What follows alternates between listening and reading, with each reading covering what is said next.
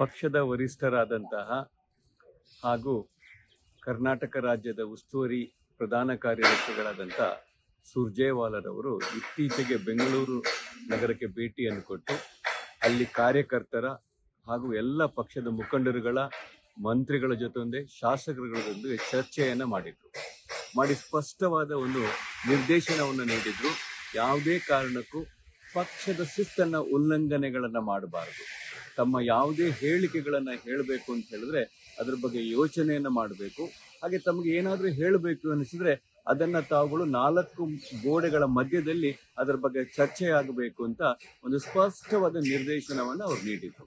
ಆದರೆ ಇತ್ತೀಚೆಗೆ ನಮ್ಮ ಪಕ್ಷದ ಕೆಲವು ಸಚಿವರು ಆ ಉಲ್ಲಂಘನೆಯನ್ನ ಮಾಡಿ ಹಲವಾರು ಪತ್ರಿಕೆಗಳ ಹೇಳಿಕೆಗಳನ್ನು ನೀಡ್ತಾ ಇದ್ದಾರೆ. ಅದರಲ್ಲೂ ಬಹಳ ಮುಖ್ಯವಾಗಿ ಪಕ್ಷದ ಅಧ್ಯಕ್ಷರ ನೇಮಕದ ಬಗ್ಗೆ ಹೇಳಿಕೆಗಳನ್ನು ನೀಡ್ತಾ ಇದ್ದಾರೆ.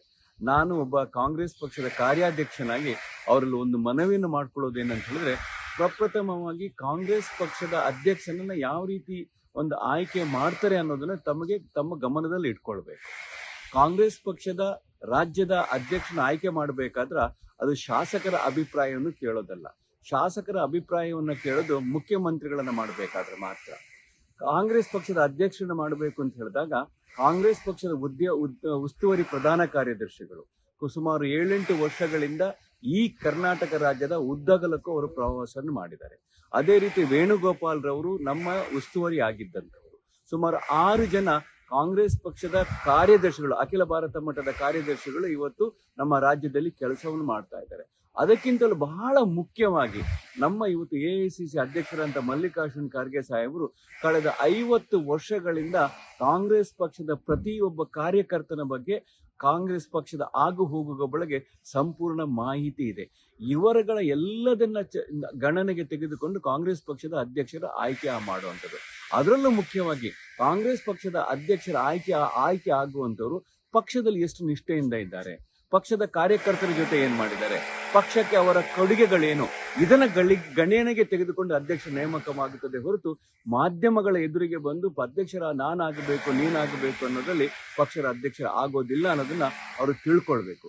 ಈ ರೀತಿಯ ಹೇಳಿಕೆಗಳನ್ನ ನೀಡದೆ ಪಕ್ಷ ಯಾವ ಜವಾಬ್ದಾರಿನ ತಮಗೆ ಕೊಟ್ಟಿದೆ, ಯಾಕೆ ಅಂತ ಹೇಳಿದ್ರೆ 100 ಜನ ನಾಯಕರುಗಳು, 1000 ಜನ ಕಾರ್ಯಕರ್ತರು, ಲಕ್ಷಾಂತರ ಜನ ಮತವನ್ನು ಹಾಕಿ ಕಾಂಗ್ರೆಸ್ ಪಕ್ಷವನ್ನು ಅಧಿಕಾರಕ್ಕೆ ತಂದಿದ್ದಾರೆ. ಅಧಿಕಾರದಲ್ಲಿ ತಮ್ಮನ್ನ ಮಂತ್ರಿಮಂಡಲದಲ್ಲಿ ಮಂತ್ರಿಯ ಸ್ಥಾನವನ್ನು ತಮಗೆ ಕೊಟ್ಟಿದ್ದಾರೆ.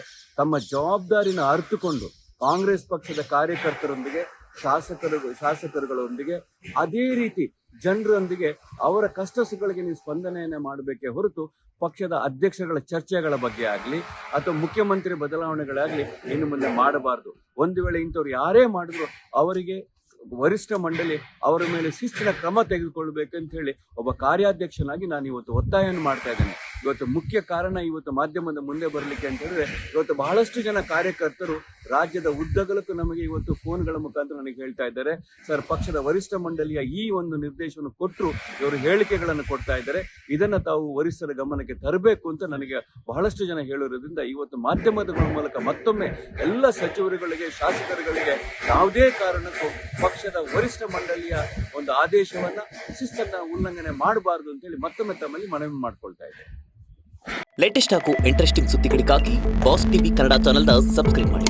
ಹಾಗೆಯೇ ಬೆಲ್ ಐಕಾನ್ ಪ್ರೆಸ್ ಮಾಡಿ. ಇದರ ಜೊತೆಗೆ ಫೇಸ್ಬುಕ್, ಇನ್ಸ್ಟಾಗ್ರಾಮ್, ಎಕ್ಸ್ನಲ್ಲೂ ಮಿಸ್ ಮಾಡದೆ ಫಾಲೋ ಮಾಡಿ.